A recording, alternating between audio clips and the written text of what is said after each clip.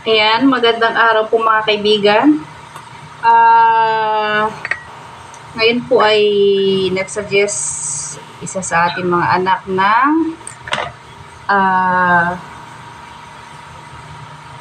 tempura. So ito lang po yung aking nakita na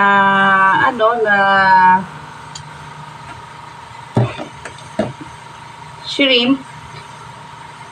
So, pwede na po ito. Tatanggalin ko po yung ulo. Pwede po natin yan isama sa pagluto ng munggo. Didikdikin yung ulo and then sasalain. Then, yung pinaka-liquid nun, yun po yung gagawin natin pampalasa sa munggo. So, sayang naman ko itatapon natin. Yan. So, tayo po ay magbabalat. Mamaya ko na po ipapakita yung mga ingredients. Another easy cooking. Yan. Ang matagal lang dito yung pong pagbabalat. So, ganyan lang po siya.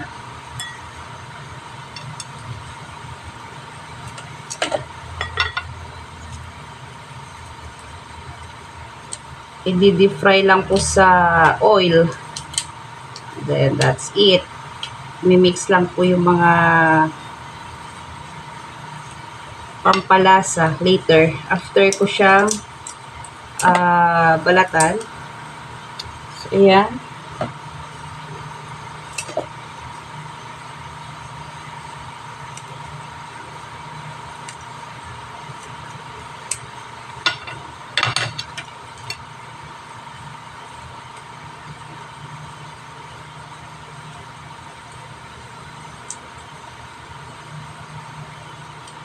At ibabaon daw po niya bukas yung iba kasi field trip niya. For sure, aabutin sila hanggang gabi. So, magluluto ako ng 2 menu para sa kanyang baon.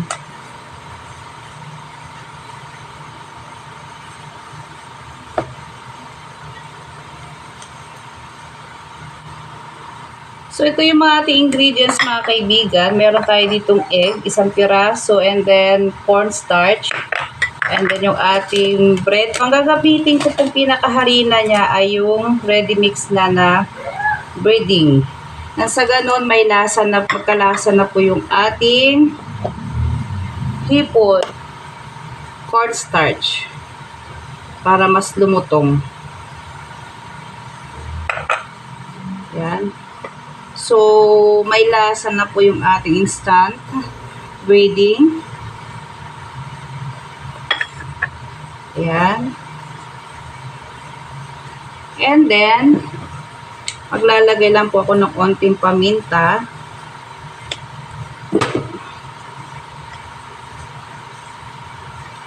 O kaya naman, pag walang instant breading, pwede pong timplahan yung ating shrimp ng asin at paminta, and then ididip lang po sa harina or cornstarch, and then yung ating breadcrumbs.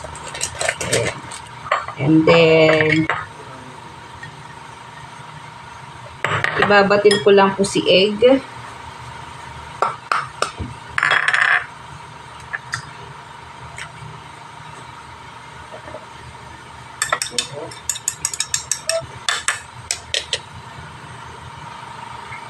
So, habang nagpapainit po ako ng mantika,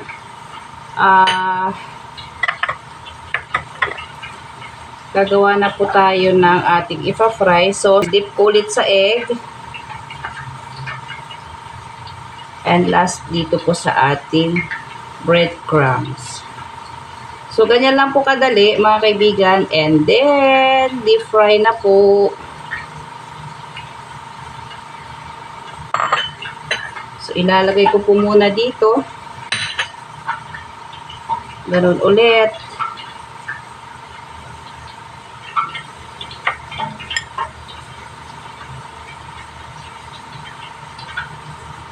So, kaya hindi ko po tinanggal yung pinakadulong balat ng ating hipon para meron po tayong mahahawakan Yan.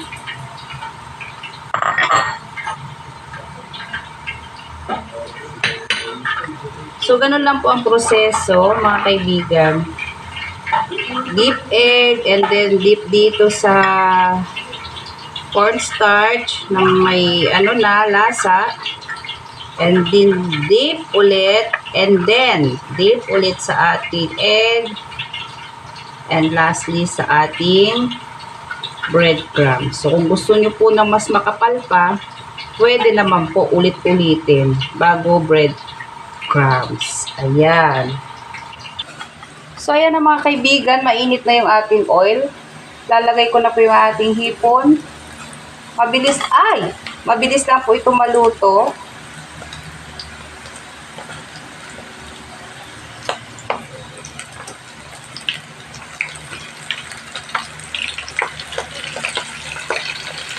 Dapat sa kaldero ko para deep fry. Pero lahat po ng kaldero ko ay malalaki.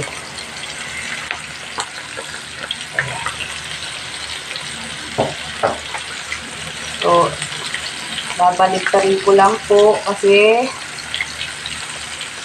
hindi pwede masunog.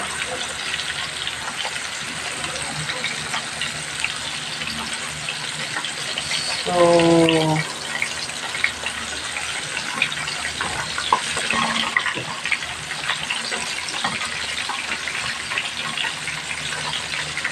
ayan.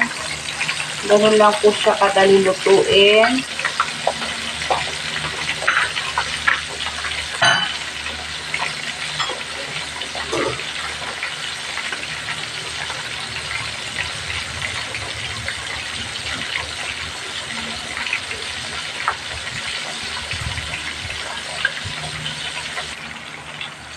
Ayan.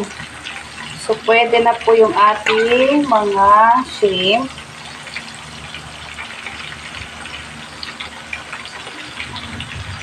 So, itatanggalin ko na.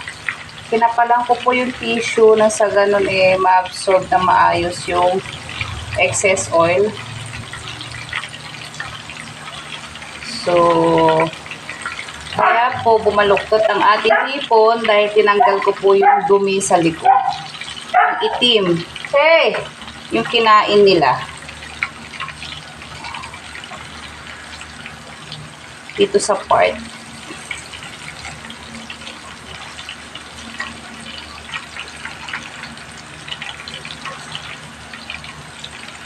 Ayan, yung ating first batch. Paiinitin ko pa ulit yung ating oil.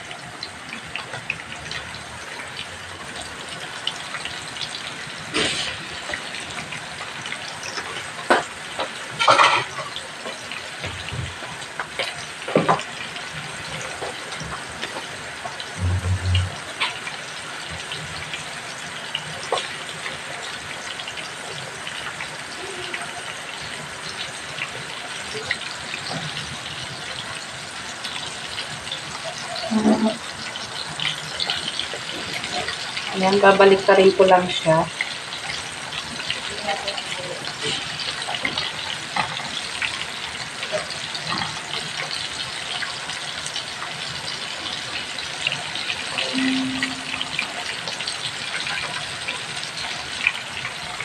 Ayan.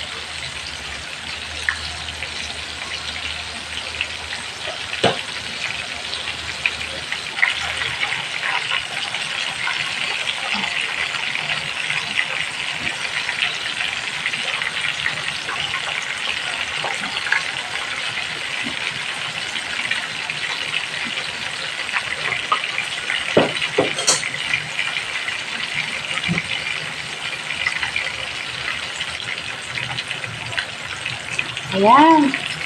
So, pwede na po ito.